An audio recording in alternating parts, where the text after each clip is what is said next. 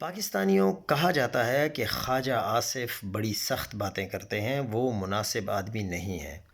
مگر افغانستان کے صوبے بادغیس کے ڈپٹی گورنر مولوی غلام محمد احمدی کا بیٹا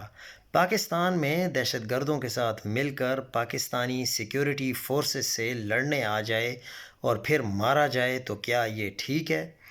اور خوست صوبے کے نائب وزیر داخلہ محمد نبی عمری صاحب پاکستان مخالف نعروں کی گونج میں گریٹر افغانستان کا نقشہ وصول فرمائیں، جس میں پاکستان کے علاقوں کو افغانستان کا حصہ دکھایا گیا ہے، تو کیا یہ ٹھیک ہے؟ اور خواجہ آصف دہشت گردی کے جواب میں کارروائی کی بات کریں تو لوگ بدمزہ ہو جاتے ہیں، لیکن زابل میں فوجی پریڈ میں سرکاری سطح پر ترانہ چلایا جائے کہ ہم اپنا جھنڈا لاہور میں گاڑیں گے اور اسلام آباد کو بھسم کر دیں گے، تو کیا یہ بھی ٹھیک ہے؟ پاکستان نے بھی کیا قسمت پائی ہے، لوگ رہتے ہیں یہاں، شہریت یہاں کی ہے، مگر وکالتیں دوسروں کی کرتے ہیں۔